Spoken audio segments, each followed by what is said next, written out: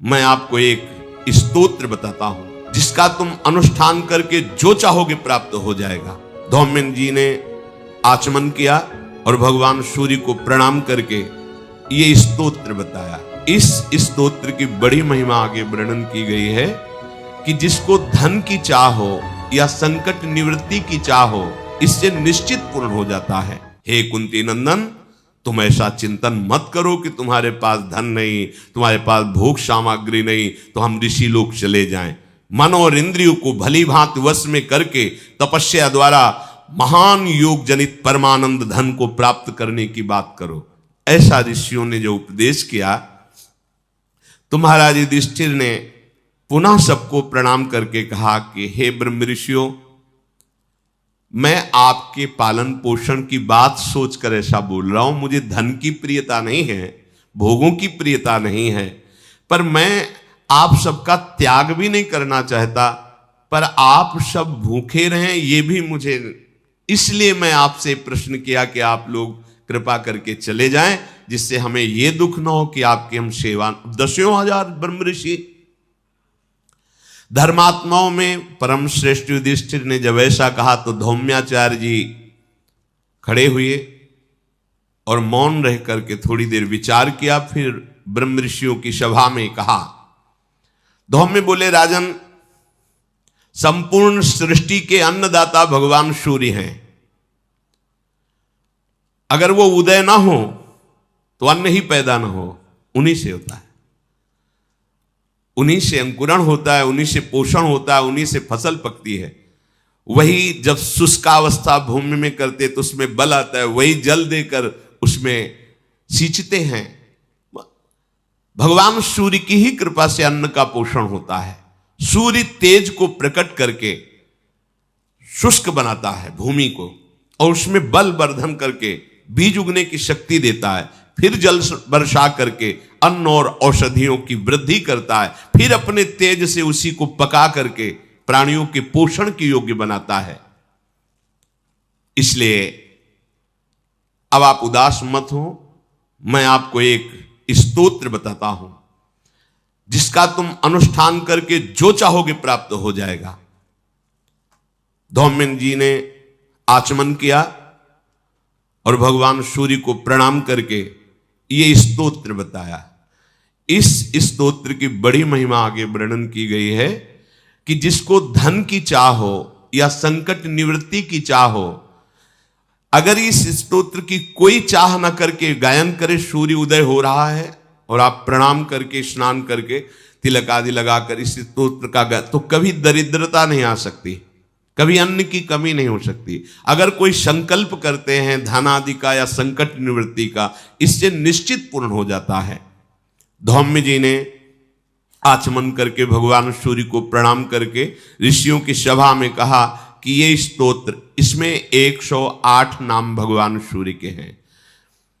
सूर्यो यमा भगवत तृष्टा पुरुषा कहा, सविता रवि गभीस्तमानजः कालो मृत्युर्धाता प्रभाकरः, पृथिव्यापश्च तेजश्च खं वायुश्च परायणं, सोमो बृहस्पतिः शुक्रो बुधोंगारक एव च, इंद्रो विवस्वान् दीप्तांशुः शुचिः सौरिः शनैश्चरः, ब्रह्मा विष्णुश्च रुद्रश्च स्कंधो वै वरुणो यमः, वैद्युतो जाठरश्चाग्नि रैन्धनस्तेजसां पतिः, धर्मध्वजो वेदकर्ता वेदांगो वेदवाहनः, कृतं त्रेता द्वापरश्च कलिः सर्वमलाश्रयः, कलाकाष्ठा मुहूर्ताश्च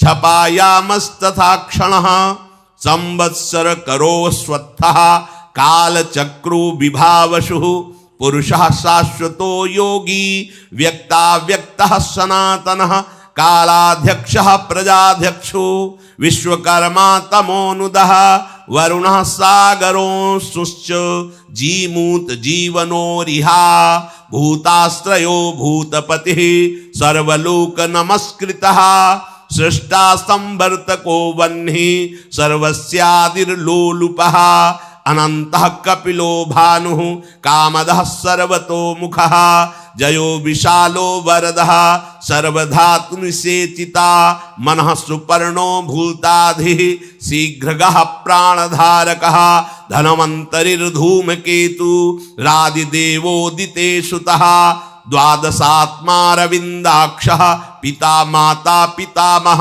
स्वर्गद्वारं प्रजाद्वारं मोक्षद्वारं त्रिविष्टपं देहकर्ता प्रशान्तात्मा विश्वात्मा विश्वतोमुखः चराचरात्मा सूक्ष्मात्मा मैत्रेयः करणान्वितः एतद्वै कीर्तनीयस्य सूर्यस्यामित तेजसः नामाष्टशतकं चेदं प्रोक्तमेतत् स्वयंभुवा।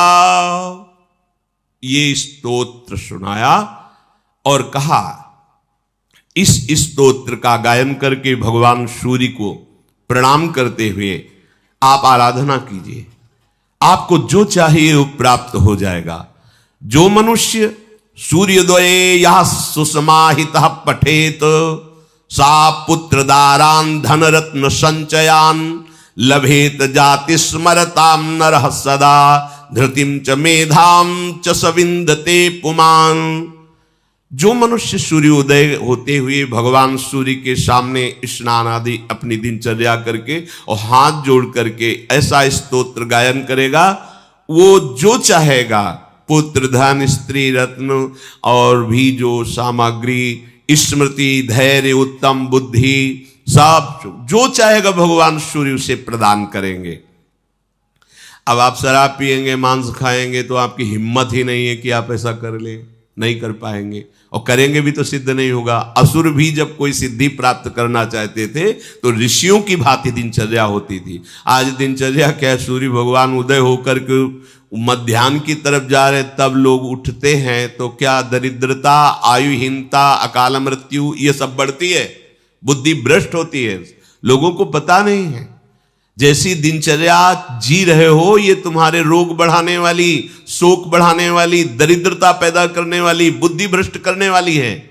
भुवन भास्कर त्रिभुवन को पावन करने वाले साक्षात भगवान पधार रहे और तुम सो रहे हो, ऐसी कैसी दिनचर्या है? नहीं, भगवान सूर्य के उदय होने के 48 मिनट 2 घड़ी पहले हर व्यक्ति को उठ जाना चाहिए, कम से कम, भले साधक नहीं हो तो उठ जाओ, बैठकर भगवान नाम जप करो, स्नान आदि करके उनको अर्घ दान करो, प्रणाम करो। इससे आपकी आयु बढ़ेगी, आपकी स्त्री बढ़ेगी, आपकी बुद्धि ठीक रहेगी। और अगर कहीं ये स्तोत्र गायन कर ले तो कह रहे जो कामना करोगे उसकी पूर्ति हो जाएगी। जो ज्ञानी पुरुष जनेन्द्री और रसेंद्री के भोगों में लगे हुए हैं, बहुत ध्यान देने योग्य बात कह रहे हैं। शिष्णोदर कृते प्राज्ञः करोति विगशं बहु मोह राग वशाक्रांत इंद्रियार्थ वशानुगाह। जिनका केवल एक ही लक्ष्य है, अच्छा अच्छा भोजन मिले और काम भोग करने की लालसा प्रबल करके उसी का चिंतन, उसी को भोगने में सुख का अनुभव, वो अज्ञानी पुरुष है। वो परमार्थ में नहीं है, वो रागी पुरुष है। विषयों का चिंतन और विषयों की क्रिया करना, विषय सामग्री को एकत्रित करके भोग भावना में रहना, विचार शक्ति नष्ट हो गई। अर्थात जो मनुष्य जीवन की दुर्लभता भगवत प्राप्ति के लिए कही गई वो निकृष्ट भाव को प्राप्त हो गई। तिनते खर सूकर श्वान भले जड़ता बस जे न कहें कछुए। उनसे सुअर कुत्ता गधा अच्छे। क्यों अच्छे? क्योंकि अपने कर्मों का भोग भोग कर ऊपर उठ रहे हैं और हम मनुष्य शरीर में ऐसे आचरण कर रहे हैं कि अब हमें बहुत नीचे गिरना पड़ेगा। जहां विचार शक्ति लुप्त हुई तो दशा बदल जाती है अजितेंद्रीय पुरुष की, बड़ी दुर्गति को प्राप्त होता है। अभी तो पता नहीं चलता, जब उसका फल आता है, कर्म भोग का परिणाम आता है, तब त्राहिमाम मचता है हृदय में। कोई रास्ता दिखाई नहीं देता कि हम जिस रास्ते से चल करके अब अपने को बचा ले। सनिंद्रियाणि विषयं समागच्छन्ति वै यदा तदा प्रादुर्भवत्तेषां पूर्व संकल्पजं मनः।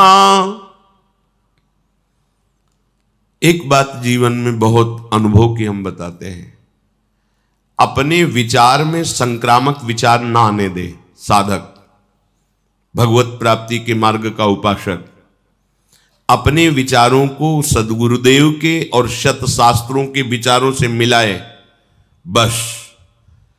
अन्य के विचार हमें नहीं चाहिए। नहीं, हमारे विचार में संक्रामक भाव आ जाता है और वो हमको गिरा देता है। ये अपने जीवन का अनुभव कहते हैं। रिश्ते, नाते, संबंध, मित्रता, व्यवहार परमार्थ में नहीं चलता। परमार्थ में सद्गुरु के विचार, शास्त्र का सिद्धांत अपने विचारों को नापने के लिए है कि मेरे विचार सही हैं या गलत, वो सद्गुरु की वाणी और शास्त्र वाणी से सम्मत करते हैं। हाँ ठीक है, बस। फिर किसी की सलाह, किसी के विचार, किसी का उपदेश अपने विचारों में नहीं आना चाहिए। ये बहुत अनुभव की बात कहते हैं। इसमें आप सदैव सुखी रहेंगे, आपकी साधना बढ़ती चली जाएगी। नहीं, अलग अलग विचारधारा के जब हमारे अंदर वो विचार जाते हैं तो हमारी निष्ठा, हमारी श्रद्धा, हमारी साधना डगमगाने लगती है। बहुत ये अनुभव की बात कहते हैं, उसकी व्याख्या करने की जरूरत नहीं। इस बात को केवल मान लीजिए। अपने विचारों को संक्रामक होने से बचाइए। अगर आपके विचार शिष्णोदर परायण पुरुषों के संग से संक्रामक हो गए तो आप चाहे जितने अच्छे साधक हो, आप भ्रष्ट हो जाएंगे। विश्वास कीजिए हमारी बात का। अपने विचारों को संक्रामक न होने दीजिए, दूर से। इसीलिए शास्त्रों में परमार्थ के साधक को असंगोहम पुरुषः, यह सिद्धांत सिद्ध करने के लिए कहा गया है। असंगोहम पुरुषः, बाहर से असंग और स्थूल शरीर, सूक्ष्म शरीर और कारण शरीर, तीनों से असंग। अर्थात स्वभाव, अंतःकरण और शरीर की चेष्टाएं सब मायाकृत हैं, अपने स्वरूप में स्थित। ना कोई स्त्री है, ना कोई पुरुष है, ना कोई मूढ़ है, ना कोई ज्ञानी है। एक ही परम तत्व सब रूपों में भास रहा है। बस बैठ जाओ चुपचाप अंतर में और इसकी सिद्धि कर लो। संक्रामक भाव नहीं। जाति पाति कुल कर्म धर्म व्रत संस्कृति हेतु, सेवक जी महाराज कह रहे हैं, अविद्यानाशी। अब जो ही कहा करें हम सोई, आयुष लिए चले निज दासी। ये जितना प्रपंच है ये माया अविद्या के द्वारा रचा हुआ है। उत्तम अधम ये वो, हम चले हैं अविद्या का नाश करके परमात्म बोध करने के लिए। प्रेम तभी प्रकट होता है जब आत्मस्वरूप का बोध हो जाता है। ये बात ध्यान रखना। महापुरुषों ने कहा पांचों भूले देह शुद्धि। देह शुद्धि विस्मरण का तात्पर्य है आत्मस्वरूप में स्थिति। जैसे सेवक जी महाराज को आत्मा हरिवंश प्रगट परमानंद। जब तक देहाशक्ति है तब तक परमार्थ का आनंद क्या है ये आपका अनुभव करने की सामर्थ्य नहीं, ना अंतःकरण में ना स्वभाव में। शुद्ध परमार्थ का जो स्वरूप है वो ये सब से अपना संबंध ना रखना है। इसी से खाते पीते उठते बैठते चलते फिरते सब चेष्टाएं दिखाई दे रही, लेकिन वो कुछ नहीं कर रहा। इससे कोई संबंध, वो स्थिति होती है, तुम्हारी बातों से नहीं होगा। वो एक स्थिति होती है।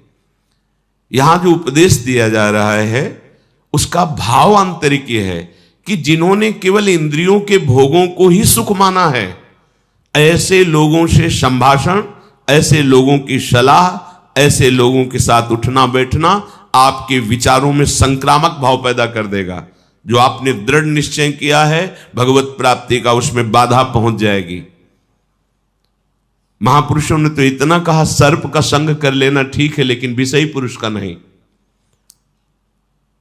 गोस्वामी तुलसीदास जी ने तो कहा बरुभलबास नरक करता था, दुष्ट संग जनि देव विधाता। नरक का वास अच्छा है लेकिन विषयी पुरुष का संग अच्छा नहीं।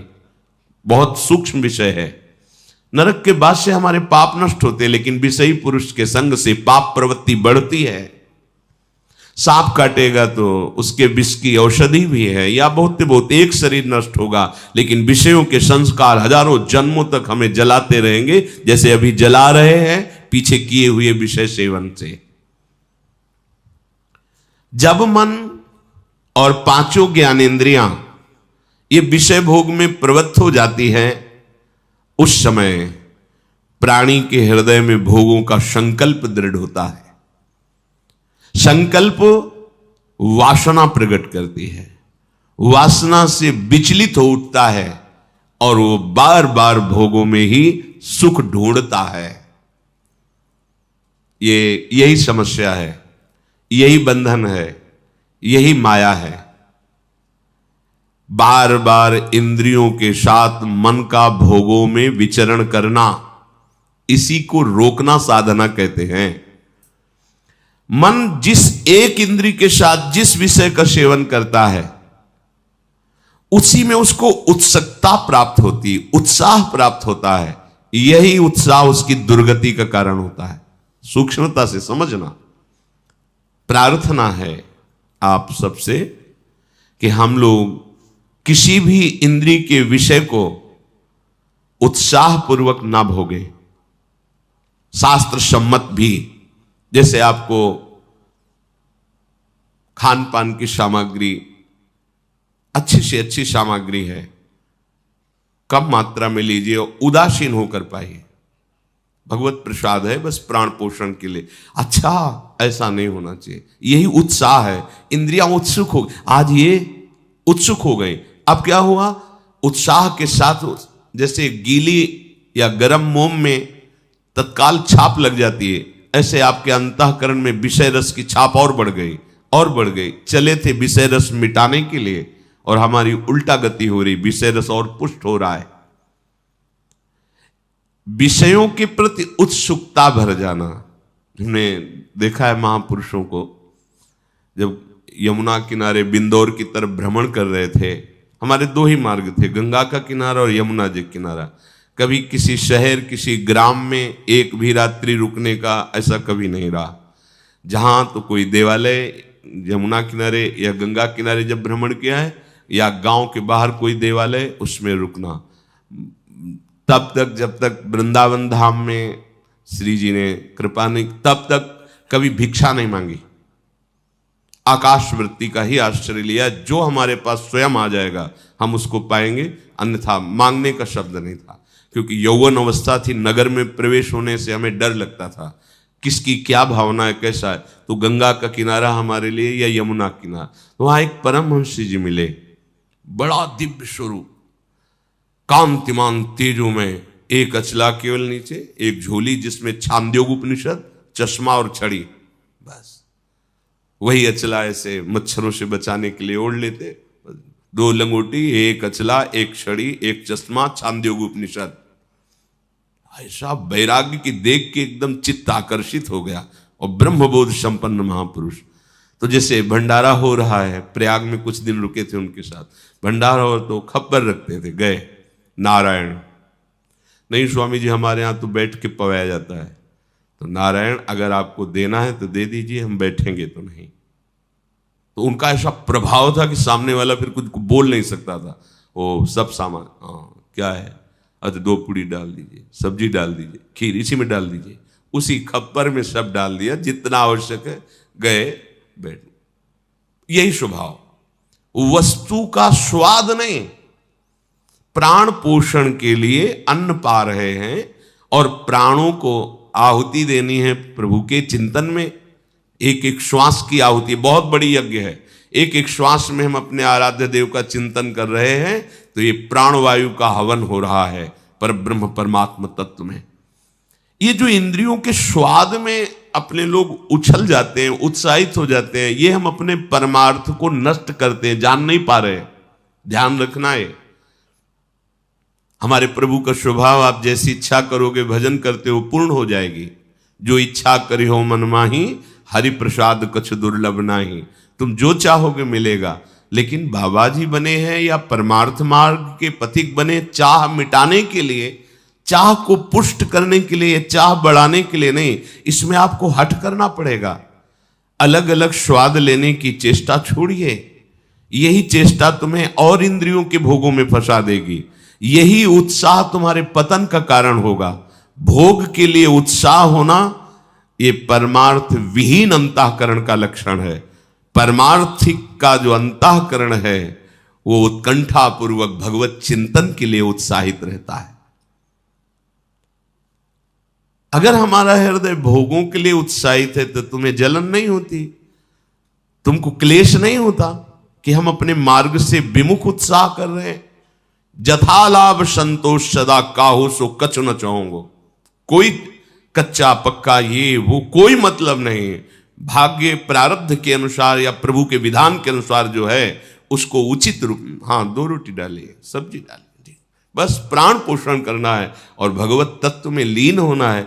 खा पी के खूब भोगों को थोड़ी भोगना है। और गृहस्थ धर्म में भी आवश्यकता अनुसार भोगों के सेवन का आदेश है।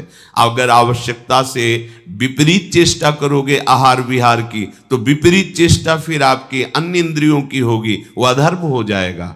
चाहे जो कोई हो, अध्यात्म सुख लेना है तो इंद्रियों के भोगों में उत्साह न रखते हुए केवल प्राण पोषण या भगवत आज्ञा का पालन करने के लिए, चाहे वो गृहस्थ हो या विरक्त हो, जैसा शास्त्र सिद्धांत है उसके अनुसार चले।